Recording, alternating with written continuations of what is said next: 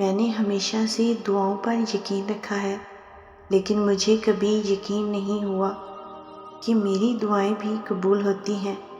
پھر ایک دن میں نے ایک مشکل وقت کا سامنا کیا اور میں نے اللہ سے مدد مانگی، اور حیران کن طور پر میری دعا قبول ہو گئی۔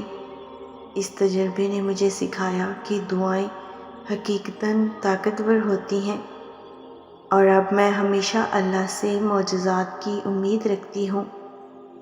کیا آپ نے کبھی سوچا ہے کہ کیا آپ بھی ان خوش نصیبوں میں سے ہیں جن کی دعائیں قبول ہوتی ہیں اور اللہ ان کی منچاہی چیزیں پوری کرتے ہوئے ان پر معجزات کے دروازے کھول دیتا ہے؟ کیا آپ بھی کسی ایسے ہی معجزے کے انتظار میں ہوتے ہیں؟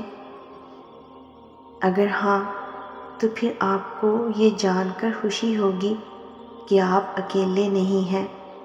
بہت سے لوگ ہیں جو دعاؤں کی قبولیت کے بارے میں ایسے ہی سوالات پوچھتے ہیں اور ایسے ہی معجزات کا انتظار کرتے ہیں۔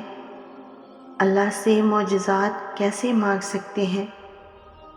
اللہ معجزات کی کچھ خاص نشانیاں ایسے ظاہر کرتا ہے کہ جب اللہ کسی کی قسمت بدلنا چاہتا ہے نا، تو اسے کچھ اشارے بھی ضرور ظاہر کرتا ہے۔ زندگی میں ہر لمحہ، ہر آن بدلاؤ لاتا ہے۔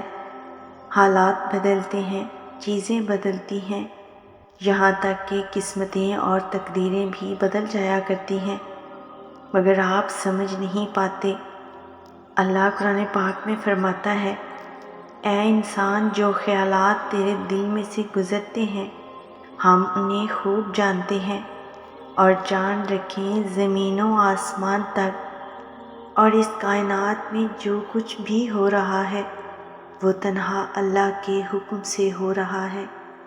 اور جان رکھیں کہ جب اللہ اپنے بندے کو اس کی پسندیدہ چیز سے نوازنا چاہتا ہے تو یہ ایک خاص نشانی اسے پہلے دکھاتا ہے۔ میرے رب کا قرآن اس بات کی وضاحت کر رہا ہے کہ وہ کن لوگوں کے لیے معجزات کے در کھول دیتا ہے اور کن لوگوں کو ان کی منچاہی چیز عطا کرتا ہے، اور کن لوگوں سے ناراض ہو کر ان پر اپنی رحمت کے دروازے بند کر دیتا ہے۔ یاد رکھیں کہ اللہ آپ کی منچاہی چیز کو آپ کے نصیب کا حصہ تب بناتا ہے جب آپ کے الفاظ ناکام ہو جاتے ہیں اور الفاظوں کی جگہ آنسو آپ کا حال دل بیان کرنے لگتے ہیں۔ جہاں صبر کی آخری حد ہوتی ہے اور تمام دروازے بند ہو جاتے ہیں، مگر دل پھر بھی کہہ رہا ہوتا ہے کہ بس تھوڑا صبر اور یہ دروازہ جو بند نظر آ رہا ہے، ایک دن تیرا رب ہزاروں دروازے کھول دے گا۔ اور یاد رکھیں کہ آپ کا مقدر آپ کی زندگی نہیں بناتا، بلکہ آپ کا توکل آپ کی زندگی بناتا ہے۔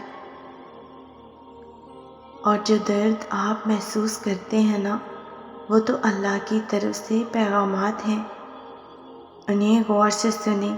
جس طرح کوئی پھول کانٹے کے بغیر نہیں ہوتا، اسی طرح کوئی خوشی غم کے بغیر نہیں ہوتی۔ بلندی پر چڑھنا ہمیشہ مشکل ہوتا ہے، جبکہ راستے پر چلنا شروع کر دیں تو راستہ نظر آنے لگتا ہے۔ اور یاد رکھیں، زندگی گر کر اٹھنے کا نام ہے۔ قسمت تب ہی بدلتی ہے جب انسان گر کر کھڑا ہوتا ہے۔ جب کوئی دعا قبول ہونے میں وقت لیتی ہے تو آپ کو لگتا ہے کہ بس اب کہانی ختم ہو گئی، اور پھر انسان وہ دعا مانگنا ہی چھوڑ دیتا ہے، مگر اصل کہانی تو وہیں سے شروع ہوتی ہے۔